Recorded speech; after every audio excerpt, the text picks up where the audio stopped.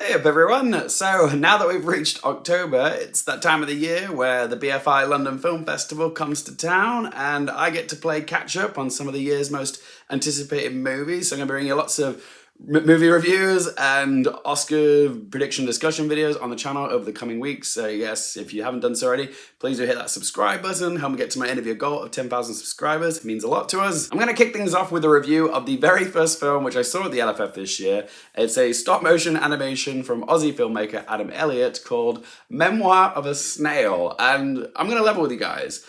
I ruddy love this film, okay? And I am concerned that nothing else that I see over the next 2 weeks at the London Film Festival is going to be anywhere near as good or as special as this movie. I mean, talk about setting the bar incredibly high with the very first film of the festival. This film is an absolute gem. I knew very little about this film before I went in to watch it. All I knew was that the first reactions to this film from Telluride were really positive. And I was going into it thinking, oh, this is probably gonna be a cute little family film. I'm probably gonna enjoy it at the very least. But this film did one better, okay? Not only did it meet my expectations, it surpassed them. This film really did surprise me, and I think it's partly because I was mentally thinking it was going to be more aimed at kids, and I couldn't have been more wrong. This is exactly what Guillermo del Toro has been talking about, that when we hear animation, we immediately think, oh, it's made for kids, when really, animation is for everybody. Yes, the stop motion animation in Memoir of a Snail is very cute, and it looks like it's made for children, but the themes of this film are quite adult. In fact, it's R-rated. In Memoir of a Snail, there are plenty of F-bombs, there's some violence, like at times you see like broken bones, okay, there's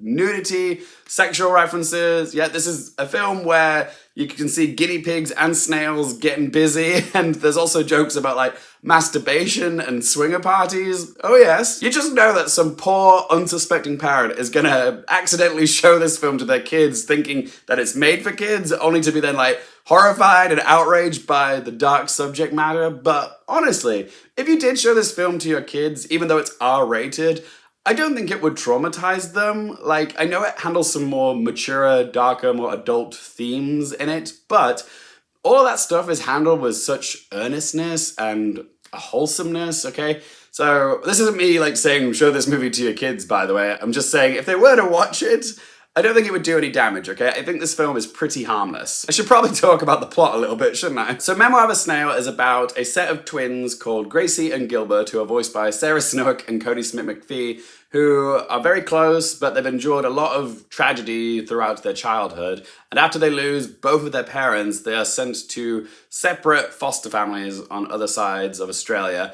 Gilbert is sent to a religious fanatic family of fruit farmers, and Gracie is sent to a bohemian-esque couple whose favourite colour is beige and like to partake in swingers parties. No word of a lie.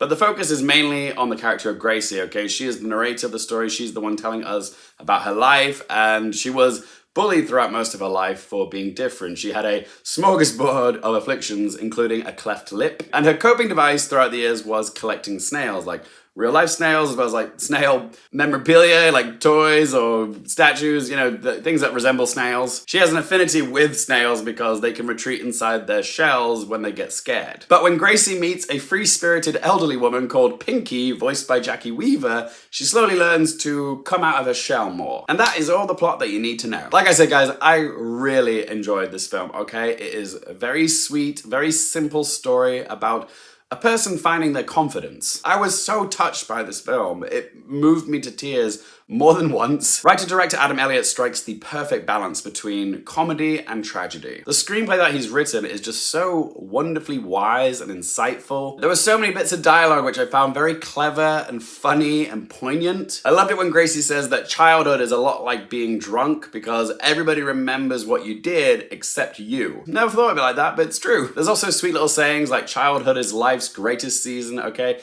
It never lasts, but everyone deserves one, as well as life isn't about looking backwards, Gracie.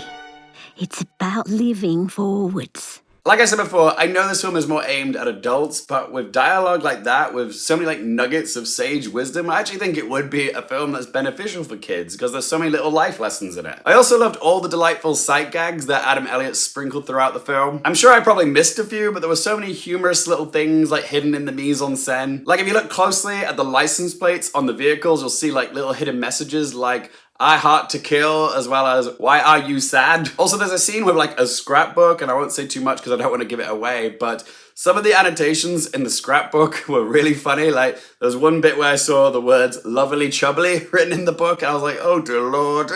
Like I said, the film's sensibilities are quite cheeky. It's the type of film that you do want to watch multiple times so you can catch all the other little details that you might have missed. But what else did I really love about this film? Well, the voice performances, for one. Sarah Snook and Kodi Smit-McPhee breathed so much life into Gracie and Gilbert. I felt so much for these characters. I adored them. And also, Jacki Weaver as Pinky, she was brilliant. The voice work in this is top-notch. Also, I love the score by Elena Katz-Chernin. Part of the reason I kept crying throughout this film is because the music is so beautiful, okay? It's laced with so much, like, melancholy, but it's also playful and sweet. Also, the production design of this film was fantastic, okay? The opening scene of this film alone, with the opening credits, it's kind of like a glided tour throughout the clutter in Gracie's apartment. Not only are all the items like foreshadowing of what's to come, but like just seeing how the camera moves and weaves around all these little plasticine models and things, it's just like, it's so detailed and so joyful and like, yeah, it really pulled me in, and it's a really lovely way to start the film. And it's ironic that a film all to do with snails just felt so speedy. This film was 90 minutes, it flew by, but I could have happily spent another half an hour with these adorable characters, but the story didn't need any more story, to be fair. It's told so perfectly and succinctly, okay? Any more would just ruin it. So yeah, the runtime of this film was spot on. Do I have any negatives for the film? I'm coming up empty here, guys. Like, I have no notes for this film. I just enjoyed it so much. Quick talk about its Oscars chances. Really, there's only one category we need to discuss, and that is Best Animated Feature. Do I think Memoir of a Snail will get in? I think so, yes. I know some of you are probably thinking, it's R-rated, is that gonna hurt its chances of getting in? I can see where you're coming from, but honestly, this movie was so damn charming, okay? Like, I think so many people are gonna fall in love watching this movie. I certainly did. I swooned over this film. I can see loads of Academy members going for it. I don't think it can win, but I think it will get the nomination. And if it does get nominated for Best Animated Feature, it'll only be the second R-rated animated feature to do so. The first one being Anomalisa. I'd love to entertain the idea of it getting into like Best Score or Best Production Design, but I'm being realistic here. Like, if Guillermo del Toro's Pinocchio couldn't get into those categories and that had the built-in name brandness of Guillermo del Toro along with that film, then I think it's a bit more far-fetched that Memoir of a Snail might be able to get into those categories. I'd love to see it happen, but I don't think it will happen. If it were to show up in either of those categories, I would be elated. But as long as this film gets into Best Animated Feature, I'll be happy. But what do you guys think about Memoir of a Snail's Oscars chances? Let me know in that comment section down below. All right then, shall we ask those 3 questions? Firstly, would I watch this again? Most definitely, okay? Memoir of a Snail is a film that I cannot wait to get a copy of and add it to my collection, okay? It's gonna be watched many, many more times. I adore this film. Question 2, do I recommend it for you guys? Oh Lord, yes! This is such a beautiful movie and such an easy one for me to recommend. If you like films like Marcel the Shell with Shoes On or Guillermo del Toro's Pinocchio, then you are probably going to love this film. I know a lot of people are quick to dismiss an animated film because, you know, they think it's for kids, but trust me, this film is so mature, so adult. The humor is hilarious to an adult. This is one of the best films I've seen all year, okay? So I highly recommend it. And third question, what score to give out of 10? Memoir of a Snail is a remarkable film, which is both hilarious and heartbreaking, simple yet sincere, and whimsical but also wise. I enjoyed every second of it, so I'm gonna give Memoir of a Snail a score of 10 out of 10. But as always, guys, it is just one bloke's opinion. I would love to hear from you. Are you excited for Memoir of a Snail? Have you seen it? If you have, what did you make of this film? I really want to hear your thoughts on this film. Whatever you have to say, let me know in that comment section down below. If you have enjoyed the video, do help me out with a little thumbs up button. If you want more movie, TV, and Oscars-related content, don't forget to click subscribe. And as always, thank you guys so much for watching. For more things related to movies, TV, the Oscars, and popcorn culture, I'm Luke Hearfield, and I'll see you next time.